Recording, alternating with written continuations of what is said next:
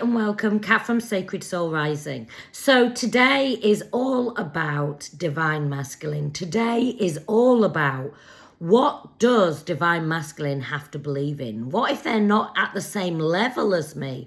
What can we do? I've had this really lovely question on YouTube.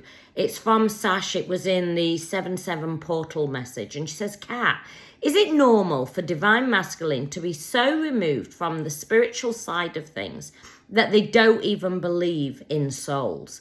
And I want you to know, and this is a really key part of the journey, Divine Masculine does not need to believe in anything, does not need to even know about twin flames. In fact, it's probably better that they don't know.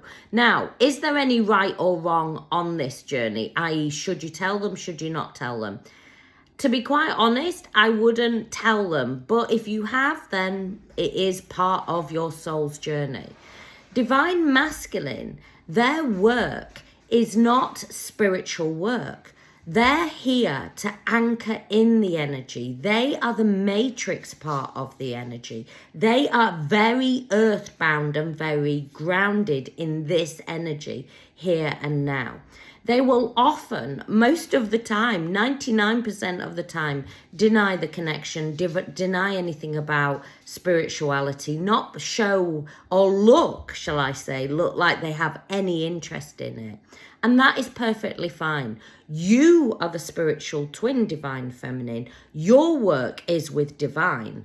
Their work is to anchor in the energy. Now, in that initial connection, you are both in that oneness frequency. You are both connected and merging and dancing in such beautiful harmony here in the 3D. But once soul recognition happens, that is when the journey truly starts for Divine Feminine. And that is when you have to make the journey about you. You see, while ever you are stuck in the energy and the frequency of the lower vibrations of thinking in lack, fear, and wondering where Divine Masculine is and feeling like you have been abandoned and you have been betrayed, you will stay in that looping energy. Remember, we are energy. What you put out is what you attract. So my question today, Divine Feminine, is what are you putting out? Are you solely waiting for Divine Masculine? Are you solely trying to help them understand? And what I want to say to you is, I have worked with many Divine Masculines. In fact, I have had Divine Masculines contact me when they're in major running, literally running off into the mountains, into the hills, away, feeling lost and broken, not understanding what is going on. They can never understand the journey at the same level as Divine Feminine, and they're not meant to. Now, I have also worked with couples. Divine Feminine and Divine Masculine come together and work with me. And some of these Divine Masculines are deeply spiritual. But do they understand this journey at the same level as Divine Feminine? And what I want to say is, and often it makes me smile within, on face value, some of these couples, and I'm only talking about some, I'm giving you this example just so you can really understand. On face value, you would look at these couples and you would go, that Divine Masculine is way more advanced spiritually than the Divine Feminine, but not on the journey and not in the activation. Both twins are activated, but how they move through the journey is completely different. And I really want to stress that to you. Divine Masculine, once soul recognition happens, moves through the journey completely different to Divine Feminine. Not only does he move through it differently, he also has a different timeline. And the key to this Divine Feminine is his timeline only shifts when you shift. you can keep divine masculine in that pain, in that chaos, in that looping, running, the more that you don't come into your sovereignty. Until you come into your sovereignty, until you come into a higher state of consciousness, you will keep divine masculine bound. So you, divine feminine, have to bring the energy back to you. This is a spiritual connection, but their work is matrix work. Your work is spiritual work. Your work has to be about you activating and working with those beautiful light frequencies. Your clairs are activated, your sixth sense. Your third eye is activated more than ever. That's why your spiritual gifts are. That's why you will heal core wounds. You will heal wounds that you didn't even know existed within you.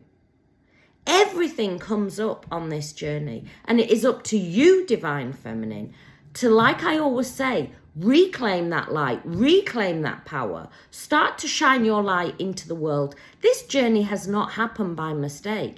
This journey is a gift for divine feminine, but only when you reclaim your power, only when you go, okay, I'm going to take back my energy. I'm going to take back my power. I'm going to start shining my light out. I'm going to bring the energy and the focus that I have been pushing onto divine masculine. Remember, the connection is one. The frequency is one. This is not soulmates. Soulmates operate in two different individuals, i.e. individual energies. You are one energetic system. So if you push, they pull. You push, they pull, or they run, whatever way you want to say it. You have to neutralize the energy. And if you're unsure, how do I neutralize? How do I surrender? Then my Twin Flame course is there, and it has everything in. The A to Z of the journey. How to detox, how to shift into surrender state, how to balance that energetic frequency. And then the paradox of the journey is, once you have neutralized all that push energy, and you've released it all, divine masculine comes back in. And then it is up to you to not go back into those old toxic ways and realize that now it's about keeping the energy in an equilibrium state. And most divine feminines will go, but I don't want to do that. That is the journey. And if you don't want to do that, then maybe a soulmate, a high frequency soulmate is better for you. And then everybody goes, no, I don't want a soulmate. Well, then you have to do the work on this journey. Divine masculine cannot do the work.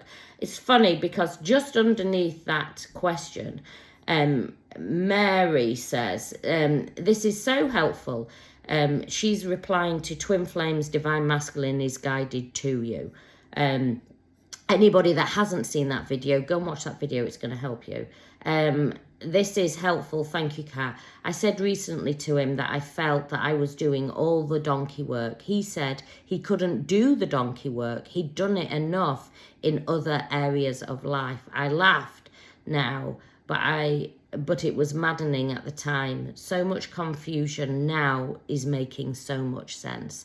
You see, divine masculine on this journey, they operate from a place of responding to your energy, but they will just say things and it will trigger you later on. It will help you understand things later on. Even things that were said in the bubble love phase, they will say things and not realize how powerful that message is that they're giving you.